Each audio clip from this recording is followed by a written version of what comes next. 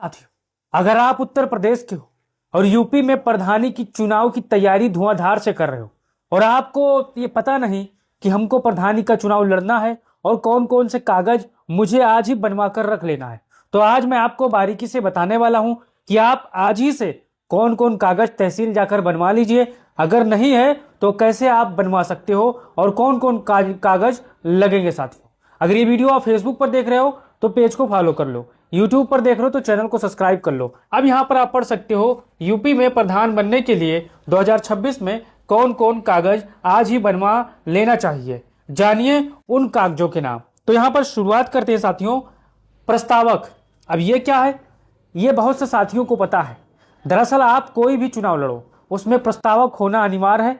बिना प्रस्तावक के आप चुनाव कोई भी लड़ नहीं पाओगे। तो अपने साथ साथ प्रस्तावक का कागज भी आप तैयार करवा लीजिए। अब यहाँ पर देखिए, आपके गांव का एक मतदाता आपको प्रस्तावित करेगा, उसका नाम और यहाँ पर दस्तखत जरूरी है। अब उसके नाम के साथ साथ उसका आधार कार्ड और मतदाता सूची में उसका नाम है या नहीं उसको भी देखना है। और आप ही के वार्ड का निवासी है, आप ही के गांव का निवासी है, तभी आप उसे प्रस्तावक बना सकते हो। तो पहला नंबर, प्रस्तावक के बारे में आप समझ चुके होंगे। प्रस्तावक का भी कागज लगेगा, इस चीज को आपको ध्यान देना है।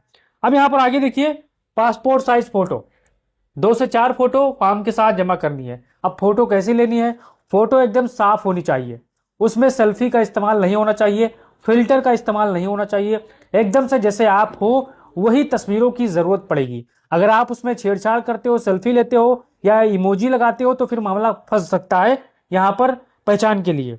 अब यहाँ आगे देखिए, जमानत राशि, सिक्योरिटी डिपॉजिट। अब ये क्या है, ये इसके बिना पंचायत चुनाव अधूरा है और बहुत से साथी इसको जमा करने के बाद इसकी रसीद नहीं लगाते हैं, उनका पर्चा खारिज हो जाता है। तो पहले समझिए, प्रधान चुनाव के लिए छोटी राशि जमा करनी होती है, हारने पर कुछ मामलों में यह जब्त हो जाती है। अब मसला क्या है, अब देखिए साथियों, बहुत से साथी होते हैं जो वोट पाते हैं एवरेज में तो उनकी राशि वापस हो जाती है, लेकिन बहुत से ऐसे साथी होंगे जिनकी जमानत जब्त हो जाती है एक तयशुदा कॉलम पर, तो उनका जमानत जब्त हो जाता है। अब जमानत राशि जैसे ही आप फार्म भरोगे तैसे आपको चालान जमा करना होगा, यानी जितने रुपए का चालान वहां पर जमा, उसकी रसीद आपको नामांकन पत्र के साथ लगानी है। बहुत से साथी नहीं लगाते हैं, यहाँ पर उनका पर्चा भी खारिज हो जाता है। बहुत से कारण ऐसे देखे गए हैं। अब यहाँ आगे देखिए, परिवार से जुड़ा घोषणा पत्र। अब ये क्या है, ये भी आपको बतानी पड़ेगी। शपथ पत्र आपको देना होगा, एफिडेविट तहसील से बनवाना होगा। इसमें बताया जाता है आप पर कोई आपराधिक मामला है या नहीं, संपत्ति आपकी कितनी है, शिक्षा आपकी क्या है, परिवार की जानकारी आपको देनी है। आपके पास कितना केस चल रहा है, आपके पास कितना सोना चांदी है, आपके पास कितना कैश रुपए है, सबको यहाँ पर बतानी पड़ेगी। जो सही है वही आपको बतानी पड़ेगी। इसमें ना कोई ज्यादा लिखवाना है ना कोई कम लिखवाना है। ज्यादा लिखवाओगे तो पकड़े जाओगे, तो जमानत यहाँ पर मुश्किल में फंस जाओगे। कम लिखवाओगे तब भी पकड़े जाओगे तो फिर आपको दिक्कत आ सकती है। अब यहाँ पर देखिए, मतदाता सूची में नाम, यह भी बहुत ही अहम चीज है, इसको समझना है।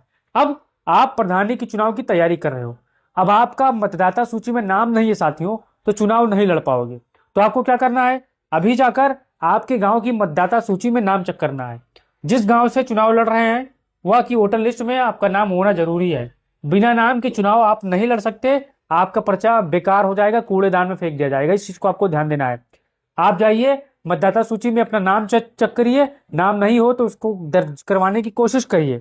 अब यहाँ पर आगे देखिए, निवास प्रमाण पत्र, ये बहुत जरूरी चीज होता है।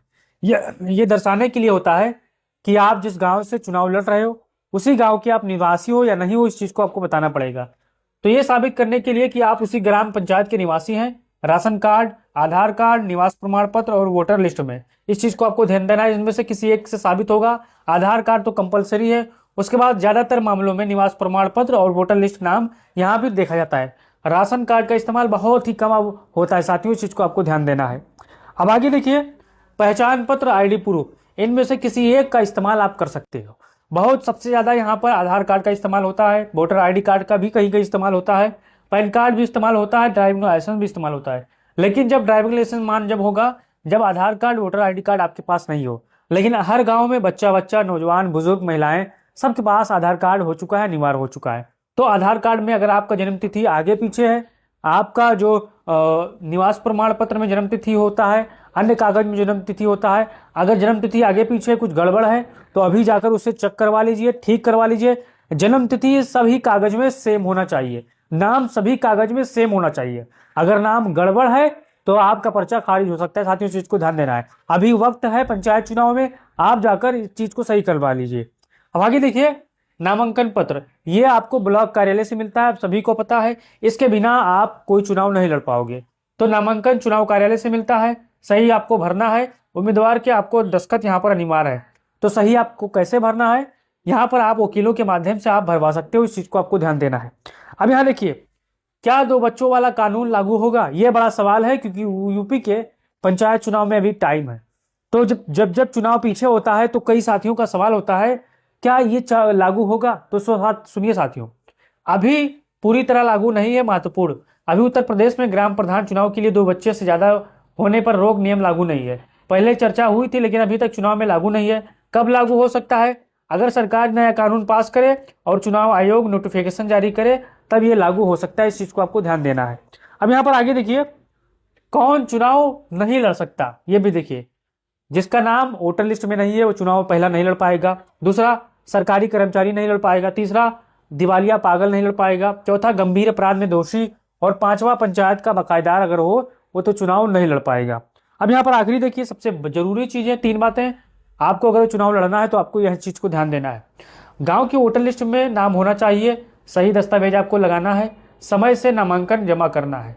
तो आपको ये वीडियो अगर पसंद आई हो तो पेज को फॉलो कर लीजिए। अगर यूट्यूब पर देख रहे हो तो चैनल को सब्सक्राइब कर लीजिए, क्योंकि पंचायत के चुनाव से रिलेटेड हर खबर आपको इसी चैनल पर मिलती रहती है। तो वीडियो को फैला दीजिए सभी साथियों तक, क्योंकि 2026 में आज मार्च लागू हो गया है।